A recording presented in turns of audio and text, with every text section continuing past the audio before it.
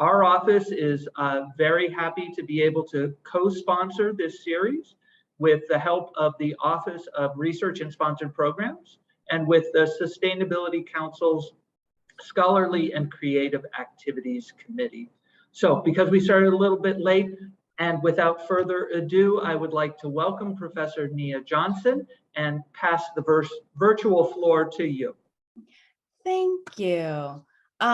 Is this is being recorded? I just wanted to.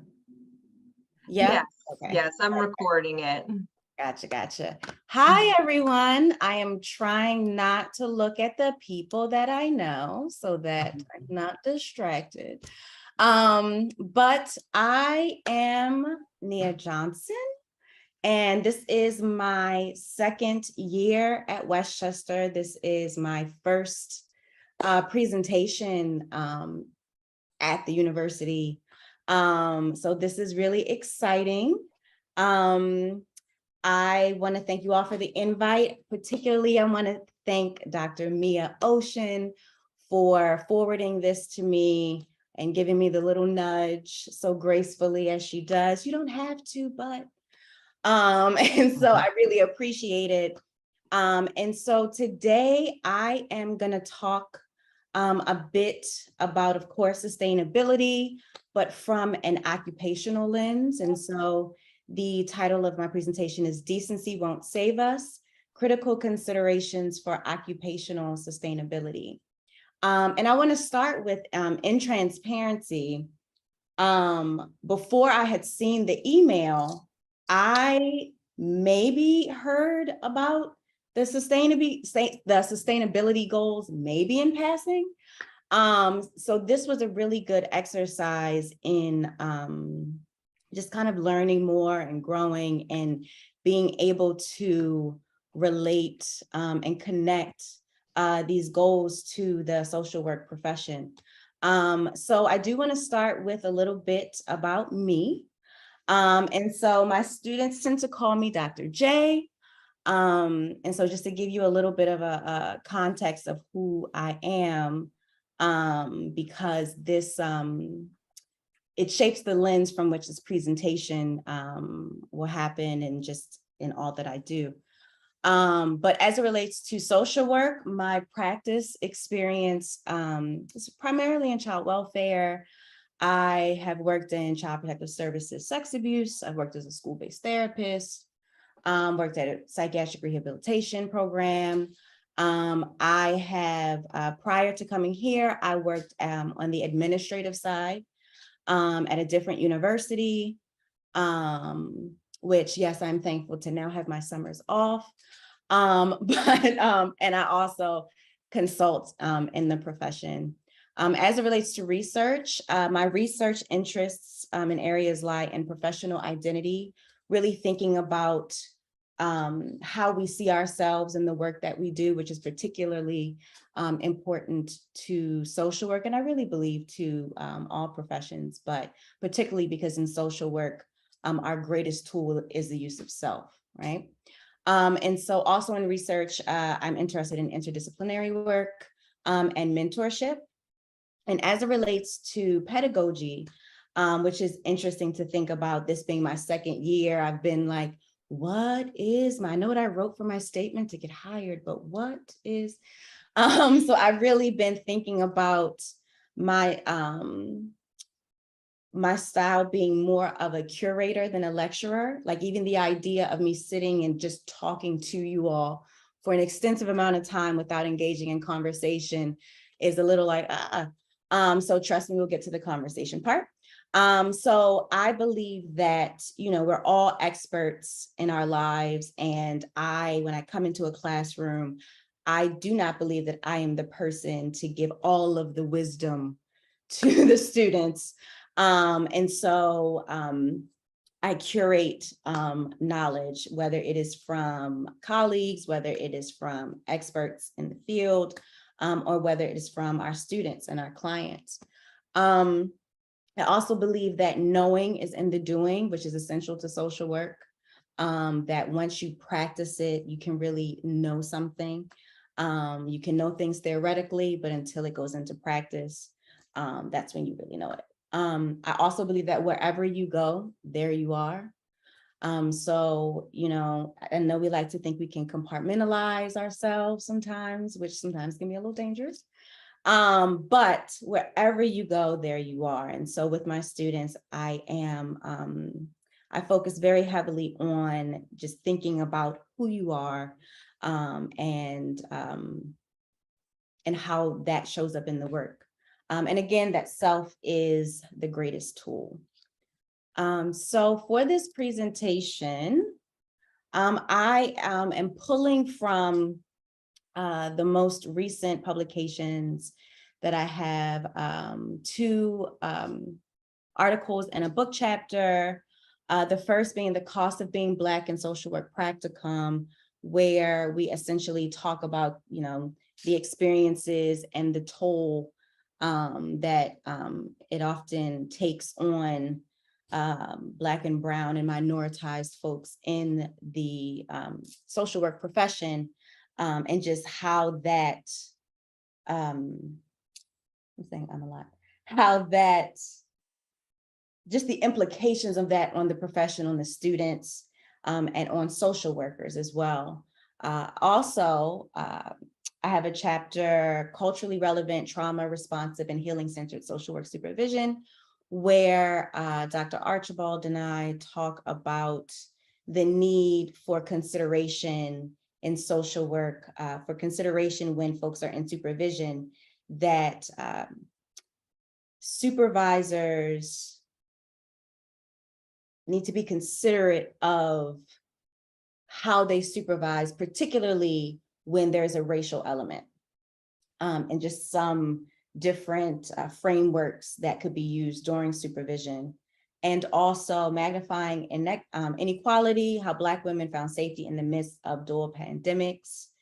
And this article, essentially, the title really speaks for itself, and just again, the toll and the weight of extra work that many of us have to do and the implications of such. So I'm going to start off with contextualizing the United Nations Sustainability Development Goal number 8, which we'll go through, and I'll identify that. And I want to contextualize it as it relates to social work. I want to explore the challenges that I see with it, provide some recommendations for occupational sustainability, and then my hope is to hurry up and open it up so that we can actually have some conversation, because there are some things that I would like you all to think about.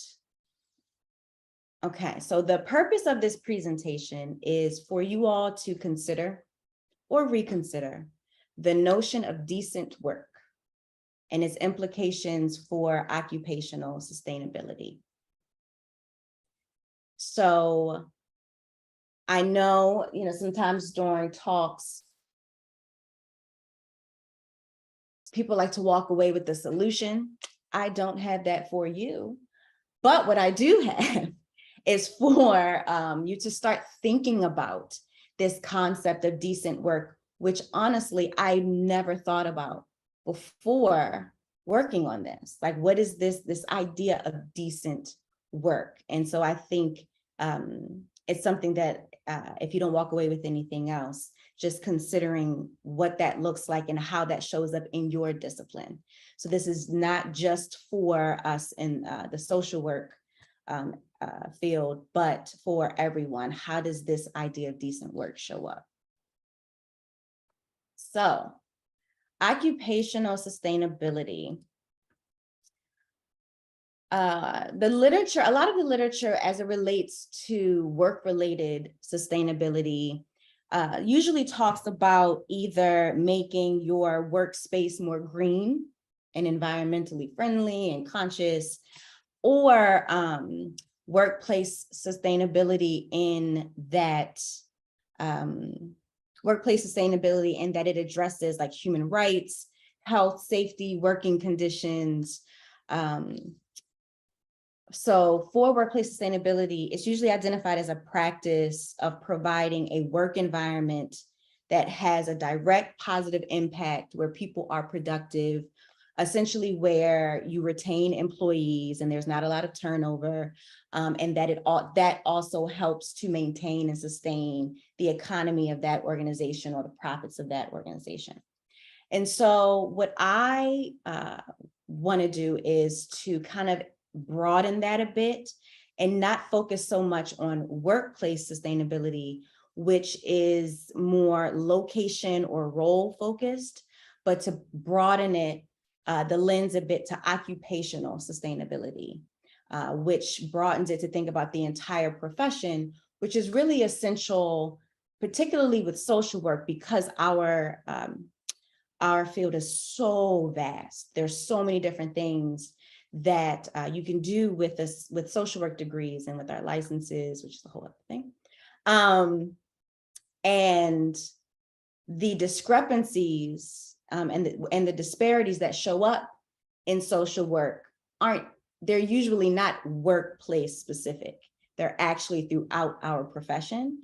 And so I wanted, again, to broaden that lens and take it to occupational sustainability, which the definition that I'm kind of working with is continuity of a profession without compromising its future ability to thrive. Okay, so it's just a working definition. And I'm sure we are all aware of quiet quitting, the great resignation. Things are changing. And I think we have to wrap our minds around what work will look like. And I know that is, for those of us who miss more traditional schedules, being in the office, that connection that you feel there, having to kind of wrap our minds around, are we going to get back to that? And then for those who are maybe younger and coming into professions, them having a different idea of what work looks like, of what their days look like, and people thinking and considering, how do I want my life to be, right? How do I want to spend my days doing something that I don't want to do, or working in a space where I don't feel respected? So one thing that, the pandemic has done, it set everybody down and had them kind of start thinking about their quality of life, if you will. And so according to Pew Research Center, the image right here shows some different reasons why, or the top reasons why workers left a job in 2021. Okay. So we have the pay was too low, no opportunities for advancement, felt disrespected at work. So let's think about these things as we're talking about decent work, right? Felt disrespected at work because of childcare issues, which also lends to there's a lack of resources somewhere, right? There's a lack of support somewhere. Benefits weren't good, wanted to relocate to a different area, working too many hours, so on. So this is something that I want us to think about, and it really supports why it's important for us to be thinking about our disciplines and our occupations, particularly because we're in academia. Most of us are in academia, and we are essentially the folks that are rallying and saying, come on, come over here to this discipline. You want to do this work, don't you? Yes. And so we need to really be thinking about what we're telling our students, right? For those of us who may be in the middle of our careers and thinking about, what do I want to do for the next 20 years? Do I want to do this? And so again, lots of folks are making decisions that are in the best interest of self, okay? So the United Nations Sustainability and Development Goal number 8 essentially says that the goal, and this is by 2030, I believe, the goal, and now think about this, the United Nations, not the United States, not one country, but we're talking about the United Nations. So the goal is to promote sustained, inclusive, and sustainable economic growth, full and productive employment, and decent work for all. I read that. I've been reading that for months. And I'm like, wow, what really does that mean, and what does it mean in the context of the US, right? So I think if we look at the entire globe, there are certain spaces when you think of decent work, there are certain images that might come to mind, right? And if you're thinking about more agricultural areas, or you're like, there's certain things that come to mind, and things may feel a little more specific or a little more black and white, like, oh, I can identify what decent work might look like. But if we are thinking about the US, and we are thinking about, let's say, social work specifically, right? This is a UN goal. So the UN, like, we are included in this. So that means we have to contextualize what this means for us. And so even the idea of inclusive, what does that mean? Right? An inclusive workplace is supposed to be one where everyone feels welcome and valued for their contributions. And so that's a goal by 2030, right? And then again, here in bold and underline, decent work, that everyone will have the opportunity and access to decent work. And so I want us to be thinking about like what that really means, okay? So according to the UN, decent work means opportunities for everyone to get work that is productive and delivers a fair income, security in the workplace, and social protection for families, better prospects for personal development, and social integration. I'm sure you all feel really confident in what that means now. But just think about that, like this is an explicit goal, right? This is not a concept someone's just milling around and thinking maybe we should think about this. This is an explicit goal that was put out that says this is the goal by 2030. And so if the UN has said that, okay, this is what we're doing, this is the goal for decent work, I said, how does the social work profession measure up to that? Okay. Now there are a bunch of statistics that I could have put on here, but I think some major ones being, is there a need for social workers, right? So, and then also our licensure pass rates, which I'll get into in a second. So as it relates to social work, and I actually pulled this last night. So it's the most recent data. So there's expected to be a 9% increase or need for social workers within the next 9 years. Okay. Now,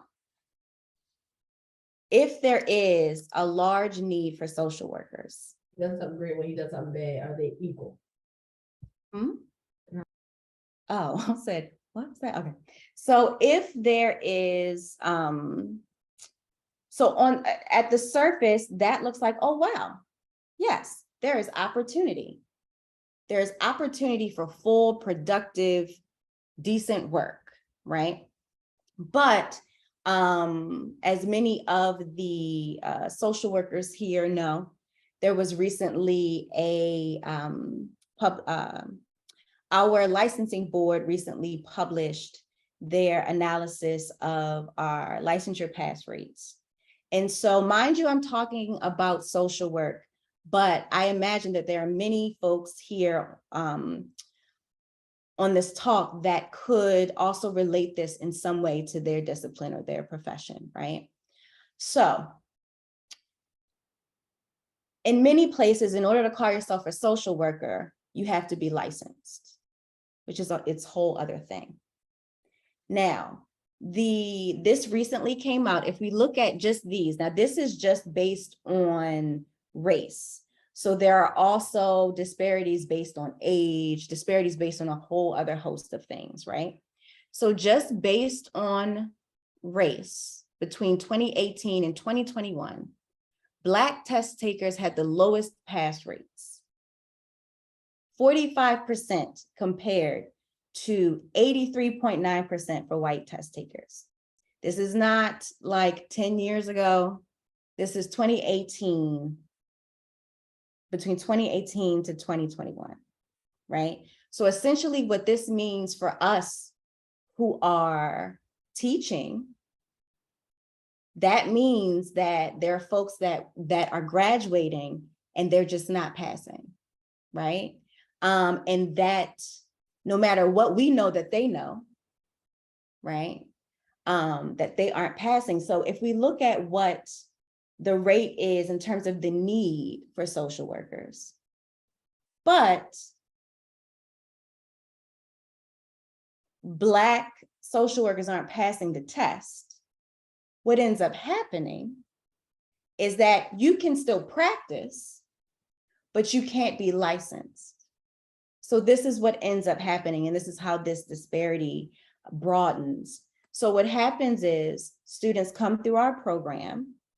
Also, research shows that Black students, while having more social work adjacent experience when coming into MSW programs, they take longer to graduate and they accrue more debt, right? So that's what research shows.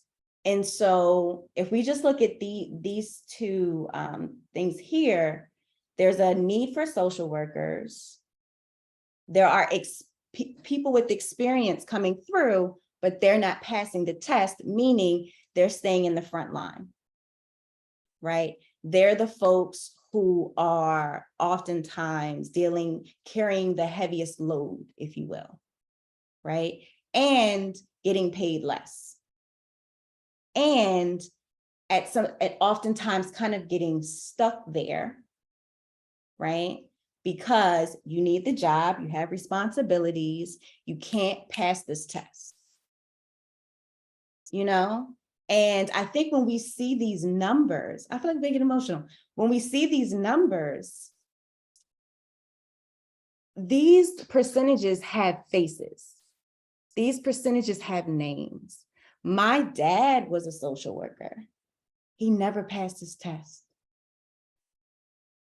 you know? And he was phenomenal. I have some of his notes here that I read. Clinician, but he was always reliant on having someone have to sign off on his stuff because he couldn't pass the test. I remember graduating with people from grad school in like 2009 who could run circles around me as it relates to social work. Circles. Could not pass the test. You know, so I think when we're seeing this data, it's important for us to know that these are people, you know, these are actual people that are working with people, okay? So even in thinking about that, right, if the goal is in the next 9 years, which is not that far away, if the goal is decent work for all, what is decency? What is decent, right? And so the concept of decency is so subjective. What I deem to be decent and what you may deem to be decent could be completely different. Now, the difference is, if you are my supervisor, you see decency as one thing, and if you are in a position of privilege, you can determine whether, or in a position of privilege, I believe we all have power, but in terms of tangible, I can make decisions that impact you power. If you determine, oh no, I have conducted myself in a decent way, you make that determination for me, right? And that's the challenge with something being so subjective. And when you have a goal that's so subjective and abstract, how do you attain it? Because someone else can say, oh no, we met that goal. I don't think we met that goal. But if you think we met it, then I guess we're good to go. You know, so it lends to this disparate agreements in whether the goal was attained. You know, and it just allows for those who are least impacted by indecencies to determine the marker for decency. And so I believe that a way to mitigate that, the implications of subjectivity, is to clearly conceptualize and operationalize the concept of decent work. Okay, so at first I was thinking, well, maybe I need to think about other terminology, right? Because the idea of decent work, that term for me is like, that term is just not working. But it's a UN goal, right? So instead of thinking, okay, let's change language, then we need to reframe and really define, what does it mean? And okay, what it says and it means for the UN, great. But what does it mean for the student?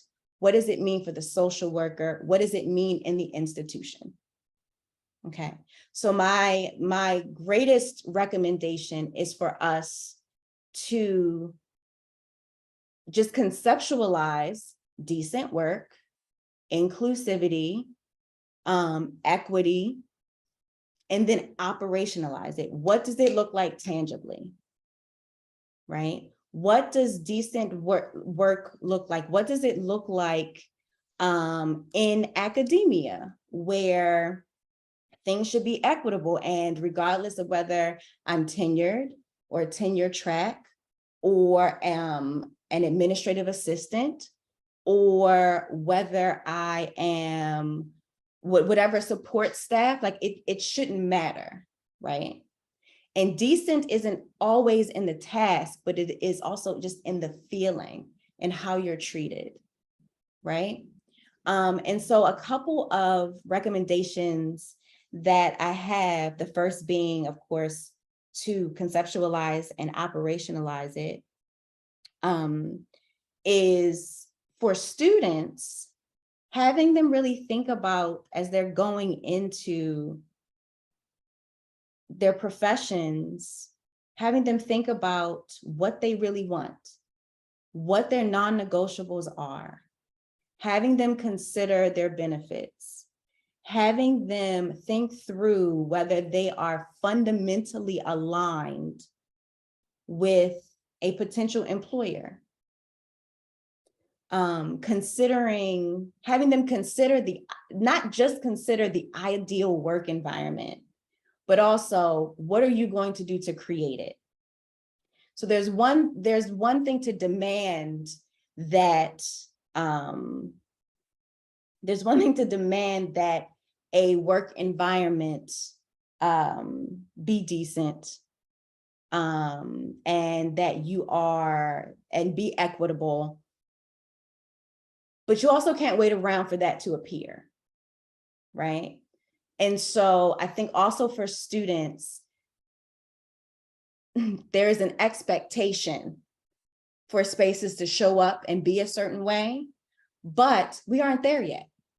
So we have to get students thinking about how they are going to cultivate those spaces. What are they going to bring into the spaces? What change will they create and impact in those spaces?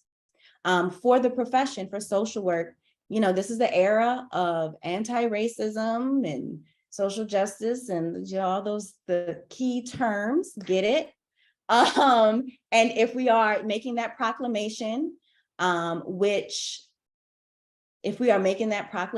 of course there has to be a reckoning of what the damage that the profession has done, continues to do, us kind of reconciling that, like we are also like kind of part of the problem because we're maintaining some things, but we're also trying to move things forward. But we kind of have to reckon with that and be honest about it, and be honest about what our history has been for clients, for populations, but also how it impacts those of us in the profession. And then for institutions, there was an explicit proclamation made that everyone is deserving of access to decent work, inclusivity, sustainable growth, and sustainable economic growth. And so if that explicit proclamation has been made, then institutions they must figure out and clearly be able to identify what this means for them. And how are they going to operationalize it? Right? How do we make sure that a work environment is humane? Okay. What happens in workspaces? Like, workspaces should be fair, they should be equitable, you should feel safe. How do we really get there? And I know data is good. Taking surveys and seeing how people feel about a climate and culture, that's important. But also thinking about, I could say that, yeah, I feel pretty good. I feel safe at my job, sure. But maybe my health isn't good, right? And maybe it's manifesting there. So I think that there's some other ways that we need to be kind of collecting data. And as a qualitative person, I'm all for, I think a conversation is good. You get some good meat and essence there. But I think that there's just more knowing that needs to take place, and understanding, and having to relinquish a traditional way of work, which is difficult. I get it, and it's hard. And sometimes if you can't see a thing being done, maybe you don't trust that it's happening. But there is a shift that institutions must engage in. And so I do want to open it up for questions and conversation. But I also want to end with implying that, so in me saying decency won't save us, it's me identifying that the way things have gone, they are not working. I think we all know this in general, right? And the disparities that exist specifically in the social work profession are a result of all of the societal indecencies and occupational indecencies, right? That's how we got there. Disparity is created. And so I'm sure that there were times throughout our occupational history where people thought that they were being decent. But we're here, and the pass rates are what they are, and the amount of debt is what it is. And so decency got us here, right? And so decency is not enough. And my hope is that there is a reframing and a clarity and specificity around what is decency in this space, right? And what does that tangibly look like? And of course, different spaces use different terms, and we're focusing specifically on decency because that is the UN goal. But because that is an explicit goal, I think that's something that we should be considering and we should be thinking about. And that is all.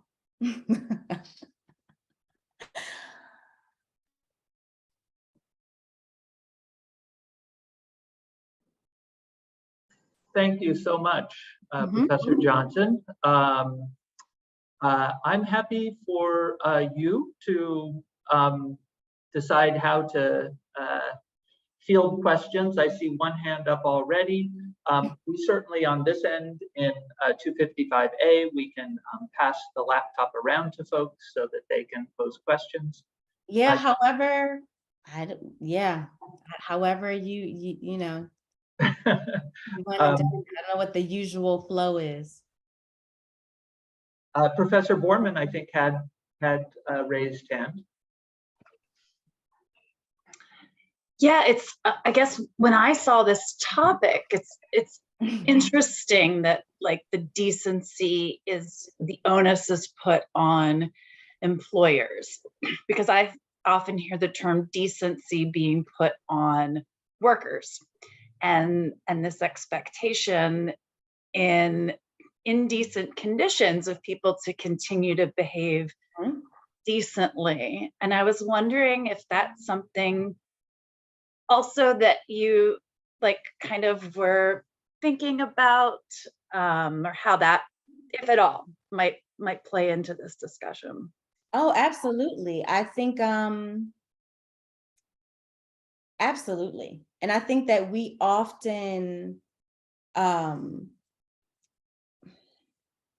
so my backgrounds are in HBCUs, graduated from HBCU, worked in HBCUs, right? And, under-resourced. And I will also say, I think I would venture to say that in many social work programs in general, just under-resourced, although we bring in lots of students, but under-resourced. And I think there is this, when you have been without for so long and you are connected to what you do, there is a by any means necessary. And there is a, we can keep trucking along and we can do this. And I know the conditions are bad. And I know that we really need a new office and we really need to, and I know we need resources to go to this conference. And I know, but we're going to keep doing the work and we're going to work really, really, really hard and really, really, really hard. And we're going to send emails on Saturday at 10 p.m. And we're going to, you know what I mean? And I didn't bring any of that up because that is just, it's almost like, yeah, the sky is blue. That is a thing. You know what I mean? And that, but we shouldn't be carrying the weight of that. You know what I mean? And so I think that there is this, it's hard to pause and say, no, the system needs to work it out. I'm going to sit here and not do until leadership figures it out. No. So we're going to keep trucking along and we're going to keep doing it. And the next thing you know, it's going to be a year and then another year. And I came from this lens because yes, it is on the institution. It is on the profession. It is on the professor. It is on to at least consider, because they are the ones that are setting the marker in some of these spaces, right? They're the ones that are determining what the procedures are, what the policies are. Did we meet this marker? Do we have enough inclusivity and equity and diversity? They're the ones determining it. And so yeah, Casey, I think that they're, again, that's part of their reframing and saying, nope, this is actually your problem. We'll sit here and talk it through and tell you what we need. But we need to reframe it in that way. We do. So I think that, so yes, that was a very long-winded reply. I don't know if I answered any of it, but yes, I do consider that, but that almost feels like, yeah, yes, that is the day to, like, that's our, you know what I mean? Circumstance, yeah. But then what do we do? And I think that's the thing of like, no, I don't have any solutions, but we need to be thinking about this. And I wholeheartedly believe all these degrees on this planet, all of these smart people, we can operationalize something, right? We could figure this out. Yeah. Dr. Rasheen. Hi. Hello. Dr. Johnson. Thanks so much for inviting me to this. It was a really good talk, or a really good presentation. It's really just more of a comment around how important this particular type of work is, given that social work is a value-based profession, right? So like, whose values are we prioritizing? And how does that show up in the work that we do? And so if we have a particular value within, whether it's our social work practice or whatever the larger body of the institution is, how does that value then line up against or come into contact with persons or people that we are supporting, helping, and serving? And what do you do as social workers when your values conflict with the people that you're trying to serve? Do you still put those particular values you know, your own institutional values over there. So just thinking about things like decency makes me think of value and the significance and importance of cultural competency and how to help people with their own tools, is all I wanted to say. Mm-hmm. And it can often get really sticky, right? So the values that come from the profession, the values that come from where you work, your values, your client, and all of that, and many of those things conflicting at times, right? And you kind of sometimes being in the middle saying, yeah, I know this sucks, but you know, it's, yeah. So yeah, it's tricky. Is it Sean? Yeah, thank you. Well, good afternoon. I just want to start by saying thank you. Really insightful, and I appreciate your time. My question is twofold. I would have to ask, when we're living in a society that unfortunately really doesn't value the important work in the social work field. You know, when you look at like the layers and layers of credentialing, and then like cross reference that with compensation, it's easy to pull away that it's unfortunately not valued in the way that I think it should be, considering how important that work is. So it's like when we're existing within that space, Mhm. and then, you know, where do we find ourselves, and what is it that we're able to take on individually to try and change that? But even beyond that, I feel like there's a lot of societal conditioning that happens too, to just inherently make people believe that, yeah, it's things are the way they are, and they're that way for a reason, and that's just the way it is. So it's Mhm. like snapping out of that, you know, that cycle of socialization, if you will, into having that aha moment of like, no, these things are actually important and we should value them as a society. And so then what is my role in that? Mhm. Mm. So I think it gets tricky, right? So us caring about who values us as a profession kind of got us in a pickle, right? It kind of got us in professionalization, and we need to make sure we are following a medical model, and we need to make sure that people are getting their clinical license because everyone wants to be a therapist because that is the important thing, or that. So it gets tricky. It gets tricky when we harp on external validation. Also tricky because we get paid externally, and we get, you know, so it is this, it's difficult. It is reconciling personally that you may be in spaces where they don't get what you do. They don't understand what you do. Maybe your stance is, I'm going to make sure when I show up in spaces that you are clear about what social workers do. Maybe your stance is, I'm not even worried about that. I'm here to do my job, and I'm going to, you know, so there's like on a personal micro level, an individual level, you kind of make that decision.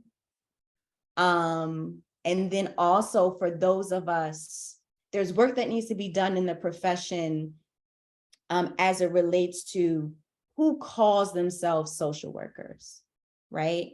And I think we often lose a lot of us that go on to like macro or are in these spaces where there's no license attached, where there's no role that says social worker, but they have backgrounds in social work. And they start to disconnect from the profession a bit because they can't call themselves a social worker, right? And so what is my allegiance or connection to social work? But they are actually impacting change in other spaces as social workers, which helps us to get into other spaces.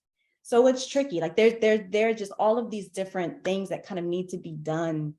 But I want us to be mindful of like chasing the validation externally, because that has kind of gotten us here. well, one of the things that have gotten us here.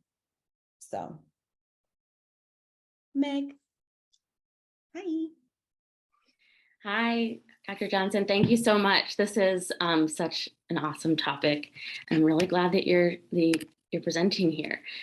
And there's a million thoughts I have, but I just learned like the concept of quiet quitting this term, I think, when I was working with grad students, and we started out that class with a check-in and asked how everybody was doing, asked how everyone was doing, how they were handling things.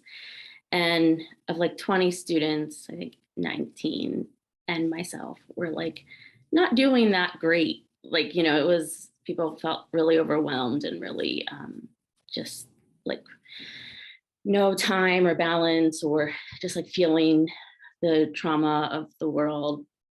And later in the class, the quiet quitting topic came up, and then, but I think it was hard to transition into class after everybody being like, sorry, after everybody being like, yeah, we're awful. And now I'm like, okay, let's start talking about policy. And actually, I don't really believe in the ways the policies change sometimes. And let's critique some of this stuff.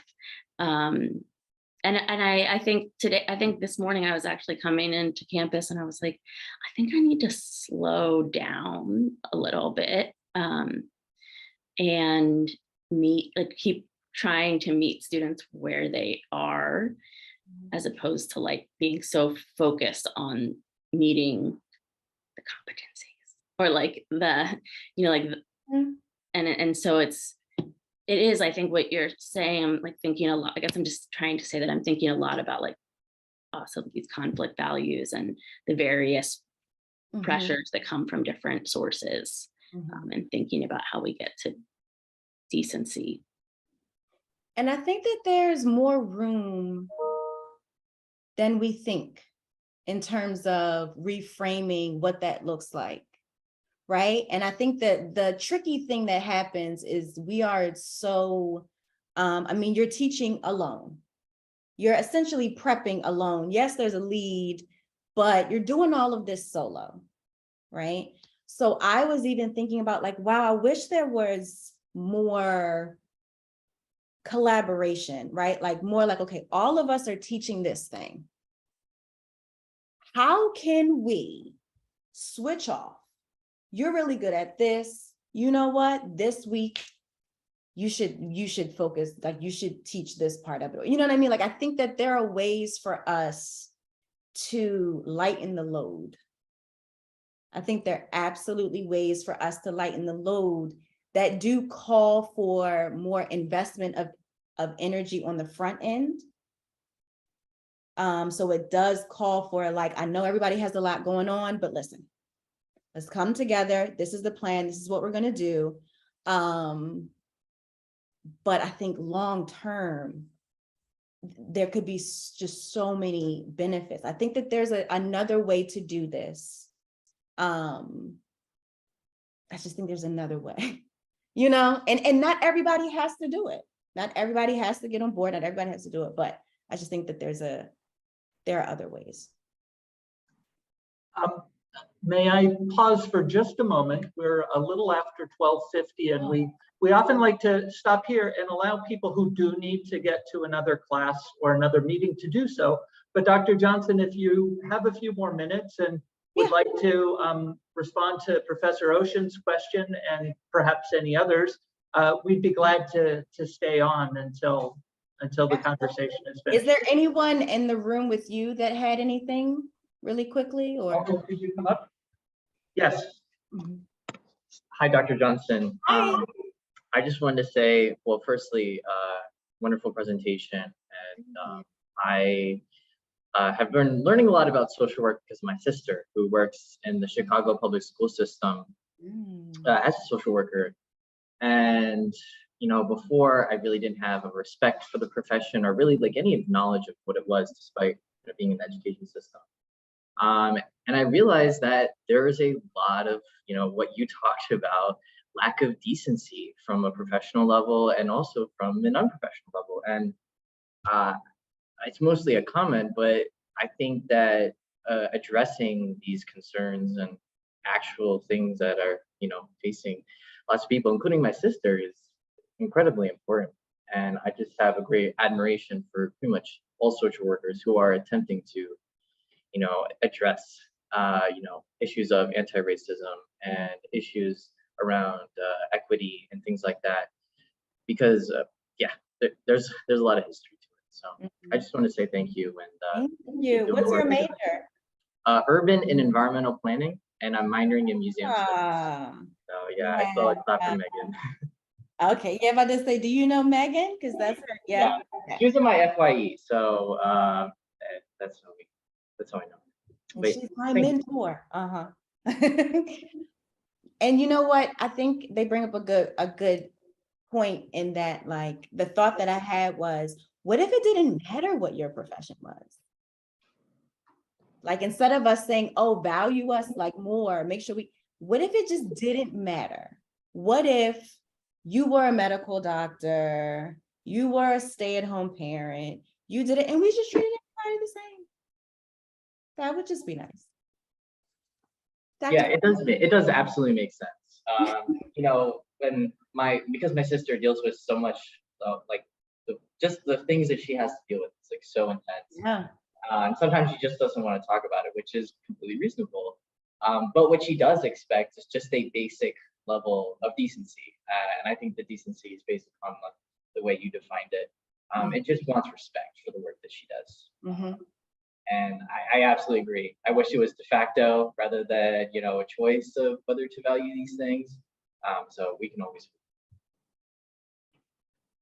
Thank you. Dr. Ocean. Yeah, similarly, I just wanted to express gratitude.